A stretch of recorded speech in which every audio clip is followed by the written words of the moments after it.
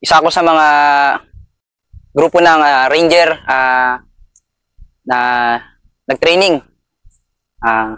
Class 211 2020 sa Ranger course, at sa Scout Sniper naman Class 33 2022.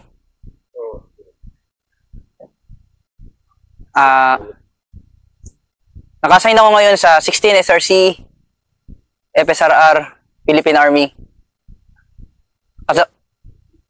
Kasalukuyan ako ngayon nandito, naka-assign sa Northern Samar. Itong buong summer na ito yung mga ginagalugad namin. Dito na ako nabubuhay. Yung oras ko sa pamilya ko, mas short na lang. Sa mga na-inspire na maging isang sundalo kagaya ko, lalo na sa unit ng Scout Ranger, patibayan lang ng loob. Masishare ko lang dito sa story kung paano ako na-develop dito sa pagiging sundalo simula noong 2018. Naalala ko, 2018, nag-apply ako noon sa FSRR, Camp Texon, Camp Pablo Texon, San Miguel, Bulacan. Wala naman sa isip ko na maging isang sundalo. Simula na nakikita ko naman yung father ko na isa rin siyang magiting na Scout Ranger. Kaya naisip ko na siguro ano kayang pakiramdam ng pagiging sundalo kagaya ng aking ama.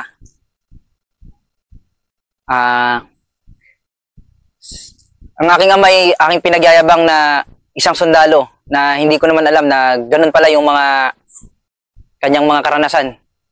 Sa pagiging sundalo ko, na-develop ako. Isa sa hindi ko malilimutan nung ako'y nagtitraining ng SR, 2020. December 13, nag-test mission kami sa Hulo-Sulo. Ang platon namin lumalakad sa unang araw ng aming test mission, pakikipagbuno sa kalaban, sa mga Abu Sayyaf. Bago lang sa akin yun, sapagkat ako'y panibagong sundalo sa larangan. Ang tasking ko nun is lead scout. Isa ako sa mga nauuna. Ako ang mata ng team. Ako ang makakakita sa harapan. Nagkabiglaan sa isang side. Naglalakad kayo. Naglalakad kayo sa daan. Paano nangyari yun? Lumalakad kami kasama yung aking team, platon ko. Anong oras yun? Alas 10 ng umaga.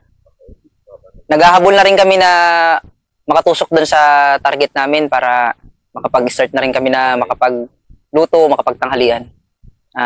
Dinadala ako ng team leader ko na si Lieutenant Cariaga, na isa sa magiting kong team leader. So, nangyari nga na nagkaroon ng encounter na 500 meters lang mula sa amin, at doon nga ang tusok ng kalaban. Sumama kami na umassault doon sa 14 Company under ng 5th Battalion, na si Sir Dilag pa ang nagdadala nung time na yon, at talagang kasama siya sa encounter na yon. Habang naglalakad kami, binabagtas namin yung pagitan ng creek. Doon na nga nangyari. Yun yung first encounter ko na hindi ko malilimutan. Sa kasalukuyan na dito ako naka-assign sa Northern Samar, sa kalawakan ng Samar na ito, ang hindi ko malilimutan na encounter na fresh pa sa akin, ang dikitang laban. Isa ako sa sniper ng 16 Scout Ranger SRC. First day namin, nagkaroon kami ng sinasabi na strike. Yun nga yung capability ng isang ranger. Mag-strike na sapat lang ang tubig, sapat lang ang pagkain. Kailangan naming habulin yung target namin. 7 AM ng umaga dapat mapatungan na namin yung target. So, 8 kilometer, 8 clicks yung layo ng target na ibinigay. Naka-alis kami dito ng gabi, alas 11 ng gabi, lumakad kami. pinagtas namin ng matatarik na bundok para lang mahabol ng target. Ngunit sa mga bagay na hindi mo talaga inaasahan, ang terrain talaga yung magdideclare. Halos parang nawalan na kami ng pag-asa na mahabol yung target namin kasi Ano yung positive info talaga siya? positive info siya. Alas 10 na. Mga ilan yung info nun? Kalaban na sinabi sa'yo? Ang info na kalaban sa amin na nandun sa lugar na yun, 8 mga leader. 8 mga squad leader ng New People's Army na kilala dito sa Northern Samar na talagang hinahanap sa loob ng 25 years na yung mga nakalubog doon. So, ang nangyari, kumakain kami, tanghalian. So, nagpasya na yung section sergeant ko na si Master Paladin na kumalabit doon sa aming XO na si Sir Padilla na mananghalian muna kami para meron kaming lakas. Kasi Buong gabi na lakaran. walang tulog yun. Walang tulog. Doon sa ganong bagay, doon ako nade-develop na hindi puro lakas lang yung diskarte sa bundok. Nandun din talaga yung diskarte ng mga leader, gaya ng section leader namin at section sergeant na magpasya na kumain kami para magkaroon kami ng moral sa katawan. Dumikit na kami doon sa area kung saan sinasabi yung target na sinasabi nila na positive na 3 days to 5 days na silang nakatambay doon. Naghati ang team dahil isang section lang kami na nakauna at ang kabilang section ay nasa kabila. Dinalugad namin yung area na inikutan namin yung ilog na sinasabi na nandun sa harapan. Sa pangunguna ng aming section sergeant na si Master Paladin na nagsabi siya na huminto muna tayo, pakiramdaman. Bilang isang sniper,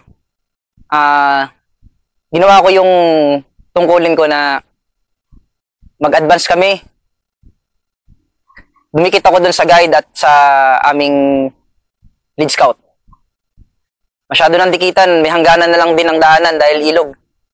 So doon na nga nangyari na naghiwalay ang tropa, nag-skirmish kami noon, nag-skirmish. Pero wala pa kayong narinig. Naririnig na, pinas the word ng section sergeant ko na merong tumatawa, may nagpupukpok ng kahoy.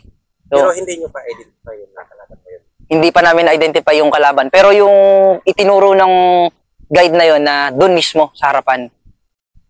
So, kapang kayo. Ginapang namin dahan-dahan. Dahan-dahan namin ginapang. Hanggang sa makikita nyo yung mga Hanggang sa makadikit kami sa maingay. Nung dahan-dahan kaming gumapang, nagko-command yung section leader at sinabi niya na pakiramdaman ng paligid.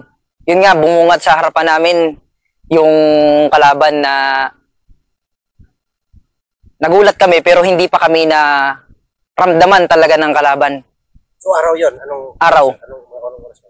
Oh, Alas 12 ng tanghali nangyari yung bagay na yun na hindi talaga kami naramdaman ng kalaban na nakadikit kami na 5 meters. so, nakikita nyo na sila. Nakikita namin kung anong ginagawa nila sa... Na-identify nyo na nakalaban may baril. Na-identify namin. Nung sinabihan ako ng guide na si Sergeant Sabangan na silipin mo. Pagsilip ko dun sa sniper rifle ko, sa scope ko na naka-bandolier, nakadala ng M16 rifle, at ang isa ay naka-M14. Hindi ko to pinutukan dahil naghihintay ako ng command na makalatag ang tropa dahil hindi pa naman compromise. Unang putok, pumutok sa gitna. Yung kalaban, tumakbo papunta sa harapan namin. Kaya, minabuti ko na putukan na lang din. Pag putok, natumba siya, tapos pinaluapan ng lead scout at guide. Doon na nangyari yung isang encounter na hindi ko malilimutan na talagang commanders. So, ano yun? Putok, volume fire kayo agad. Pagputok, nag-volume fire agad ng tropa hanggang sa pinakiramdaman namin kung meron pa bang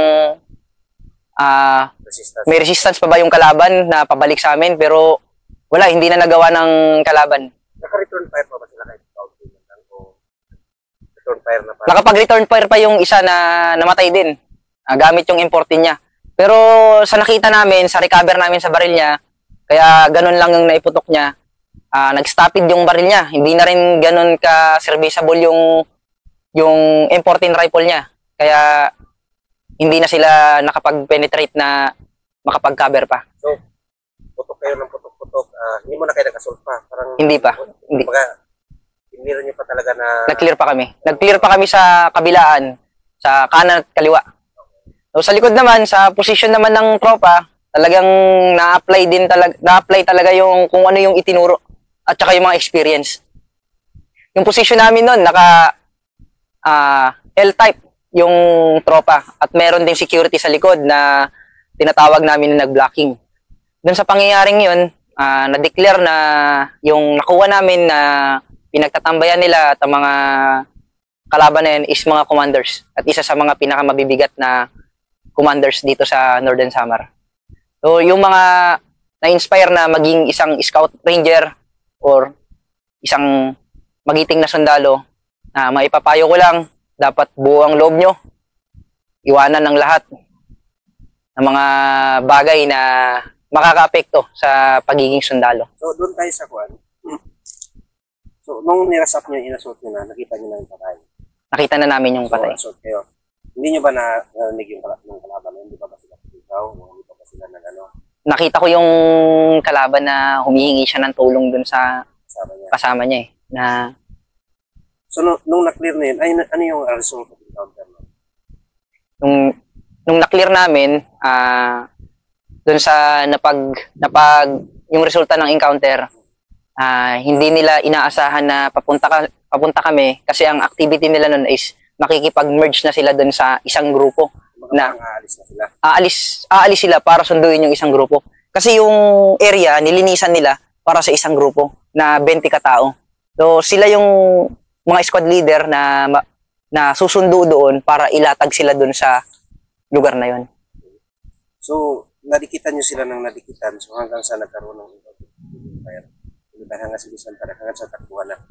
Hanggang sa nagtakbuhan sila at yung hangganan kasi nila, yung style kasi ng area is patag siya, patag. Tapos yung pinagharboringan nila, patag, ilog na to. Kaya nandito kami sa patag, nung nagkaputukan, may nakatakas din, pero tumalon sila doon sa ilog, sumunod sila sa agos ng ilog. Ganon yung ginawa nila. Iniwanan nila yung kasama nila, yung mga baril, yung mga gamit. Pati yung nadali namin doon is, siya yung pinaka-commander na, siya si Nadi. Commander Nadi. So, ilan yung body count doon o patay ng kalaban na 2 body count yung nakuha namin doon. Tapos, may mga wounded pa siguro yun. May wounded sila kasi mayroong mga blood stain na sinundan namin pero hindi na sila nahabol. Kaya nag-follow up na din talaga yung isang kumpanya ng Ranger. Then, after nun, nagpasya na kami na magpahinga, bumalik, mag-backtrack doon sa aming natawag na ORP. Kung saan nandun yung iba naming kasama. Dahil hindi sapat yung dala namin na pagkain, na rasyon para abutin pa kami ng isang araw. So ilang araw yung dala namin na pagkain? 1 day lang yung dala namin na pagkain pero inabot kami ng 1 to 2 days. 2 days. So yung pan 3 days namin, hindi na namin siya ginamit para maghabol. So kinaganda naman nun, nandun kami sa area, nag-follow up agad yung batalyon ng 19, tapos nakapasok na rin yung 12 company para mangyari nga na sila naman yung mag-zoning ng loob, mag-clear. Para kami naman makapag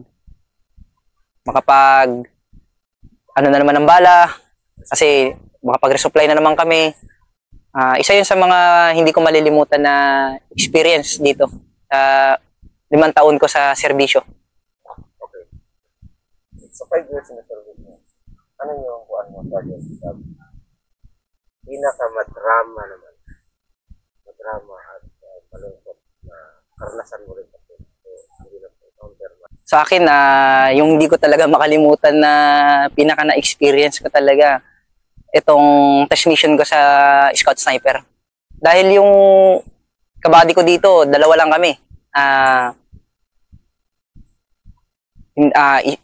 Isa siyang kapitan na si Captain Di Guzman. Siyang kabady ko sa test mission sa aking sniper course. So 30 days kaming naglubog doon sa lugar ng tri-boundary na tinatawag na Kalinga, Apayao at Abra. So ineldi kami ng, naalala ko yun, ineldi kami ng February 7, alas 10 ng gabi. So under kami ng course director namin na si 07. Siyang isa sa mga course director namin na hindi namin malilimutan. So, ang dala-dala lang namin nun sa aming test mission na yun, gamit ang backpack namin na napakalaki. Siguro, sa bigat ng pack, dahil 2 tao lang kami, hahatiin namin yung 15 days na rasyon para dun. Isa sa nakakalungkot lang na naranasan namin dun is, hindi pala ganun kadali na nandun ka sa isang area na nasa taas ka na ng mga 1,700 elevation sa taas. Doon yung ma-experience yung lamig, gutom, dahil low ceiling na, hindi makababa yung Black Hawk para lang bagsakan kami ng resupply. Tawag na kami ng tawag.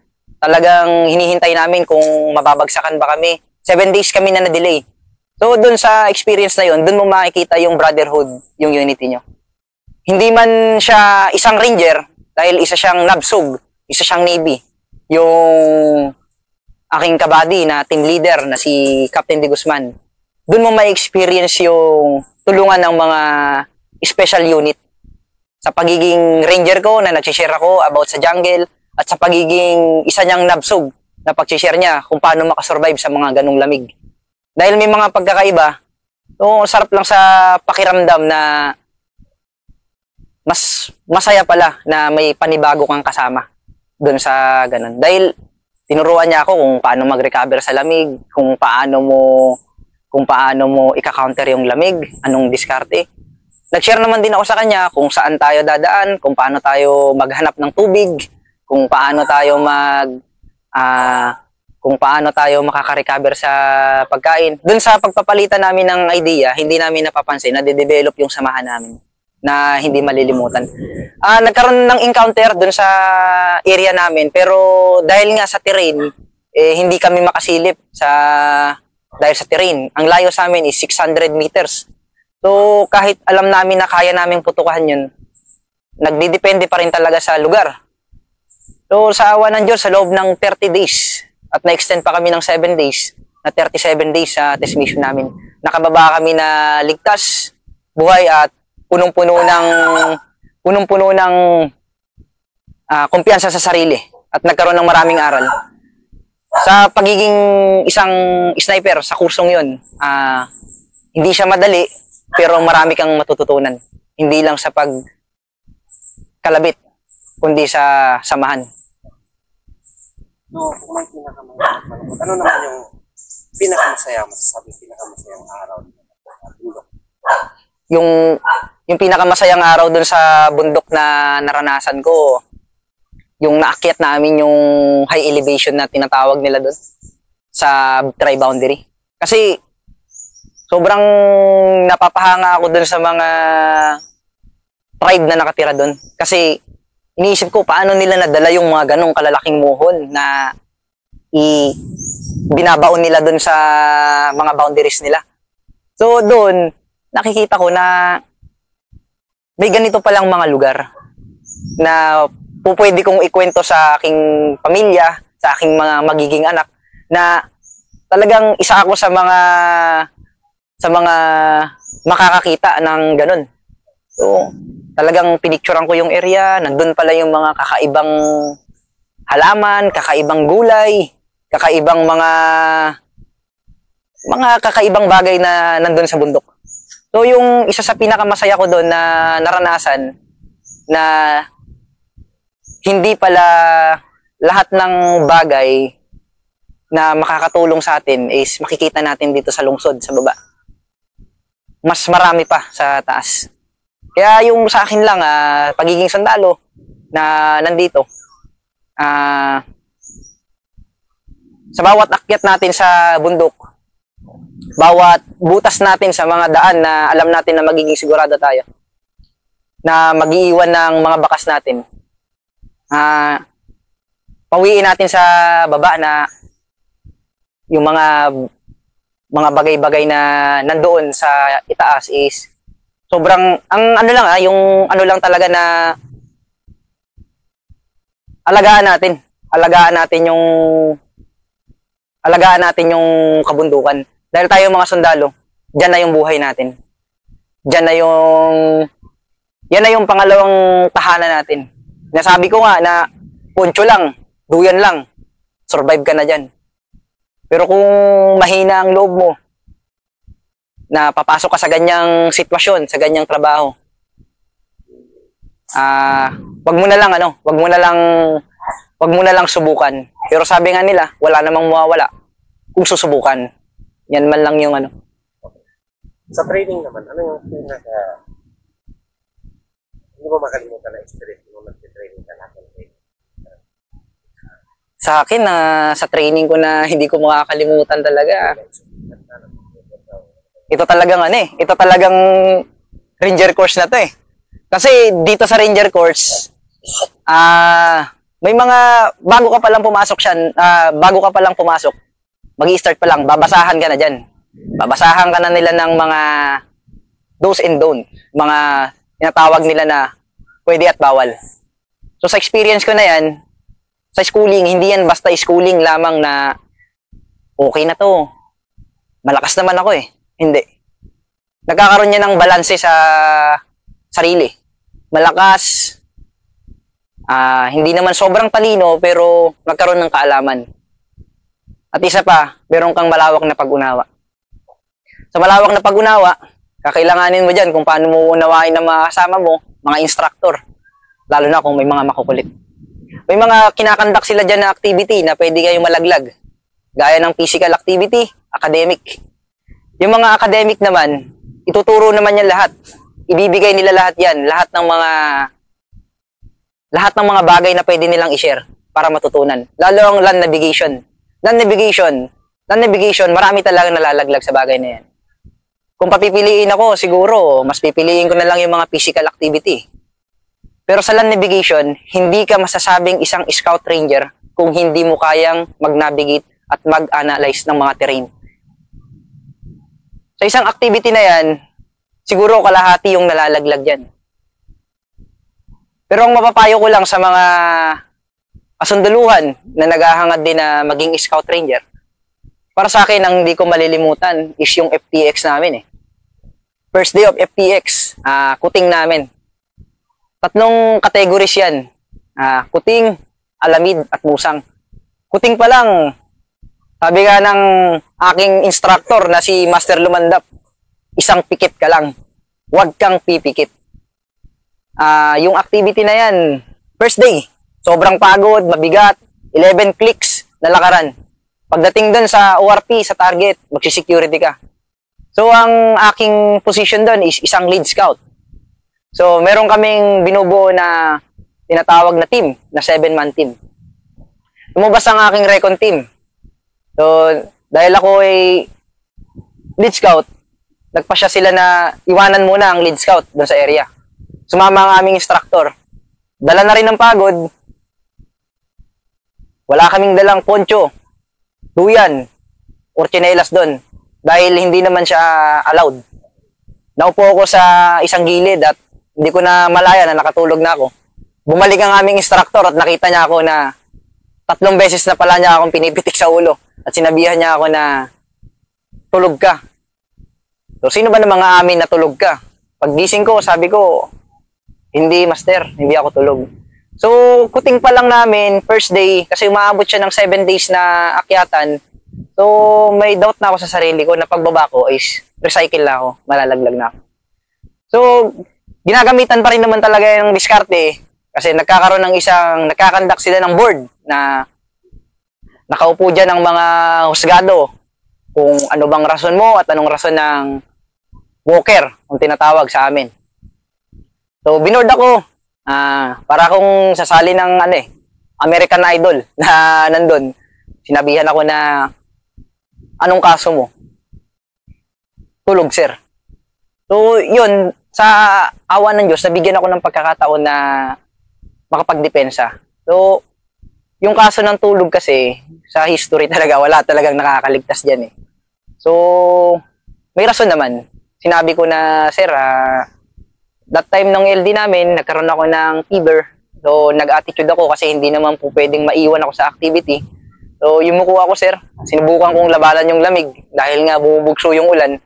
So, sabi ko, naka-idlip ako, sir. Pero nagsabi ako doon sa kabady ko na kung po pwede, yung security mo na sector is pasilip naman ang sa akin. Baka makatulog ako. So, doon sa ganung bagay, naintindihan naman ng husgado na pwede akong pagbigyan. Nagkaroon ako ng full demerit na tinatawag na isang offense na lang na DR is po pwede na akong matanggal sa schooling. So, yung naisip ko doon, 9 months to 1 year na training ang bubunuin mo na naman para lang malagpasan na naman yung ganung activity. So, yung mga ibang experience sa Scout Ranger na mararanasan nyo is subukan nyo para malaman nyo at magkaroon din kayo ng kwento sa sarili nyo. Yun yung isa sa mga experience ko na kinabahan ako sa ganung bagay pa lang. Sa larangan ng pagtitraining ng Scout Ranger.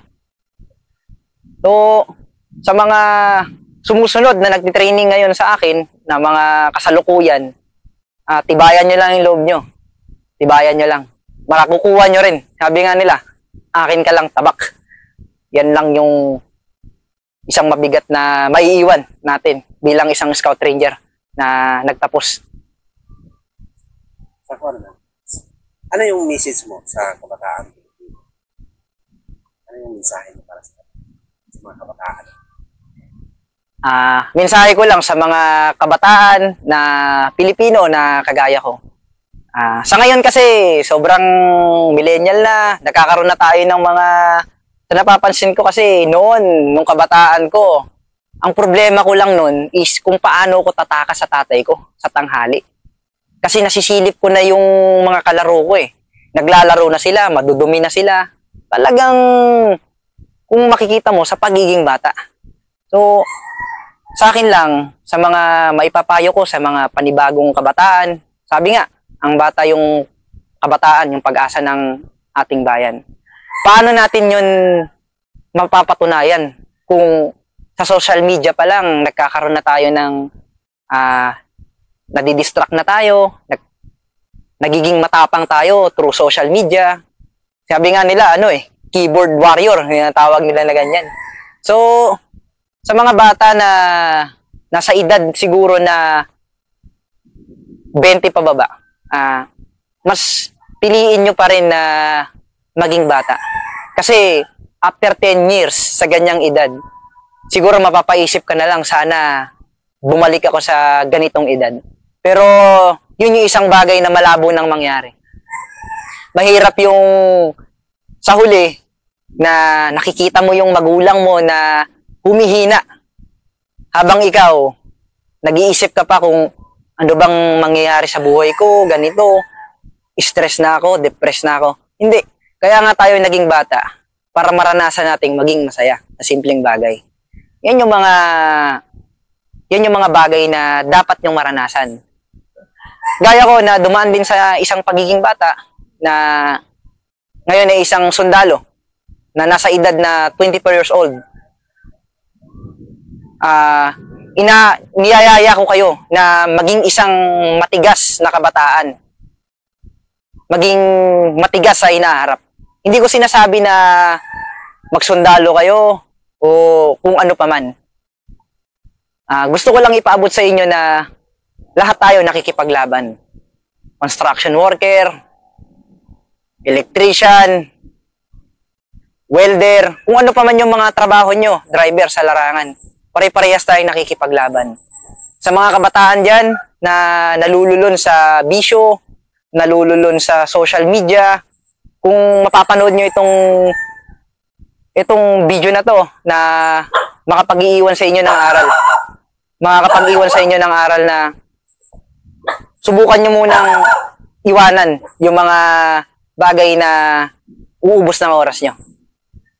So, kagaya ko din na isang sundalo na maagang nagbanat ng buto na sa edad na 18 na pumasok ako sa ganitong trabaho. Nagkaroon ako ng inggit na buti pa yung ganitong kabatch ko, pag-alagala lang. Buti pa yung mga bata dito, chill-chill lang sila. Wala silang oras na hinahabol.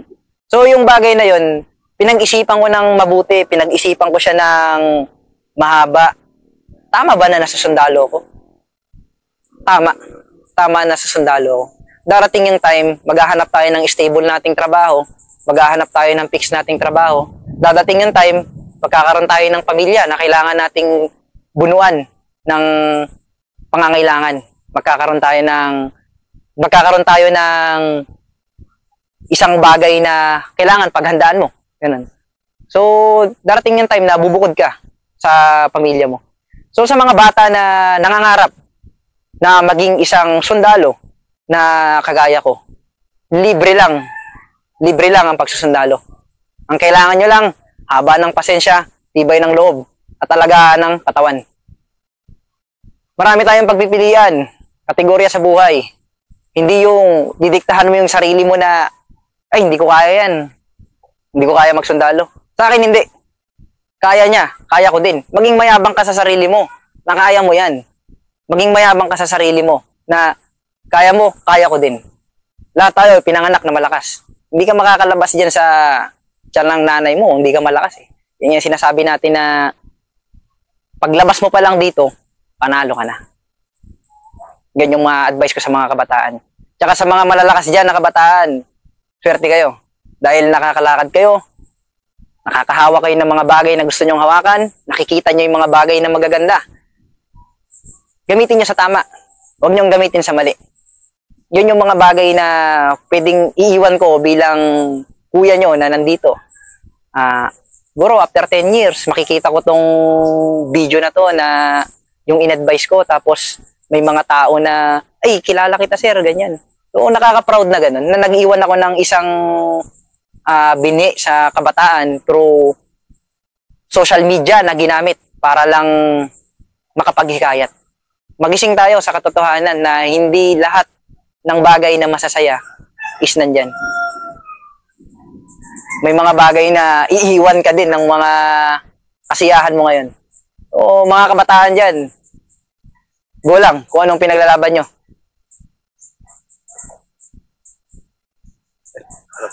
Okay, master, issue ka na, master.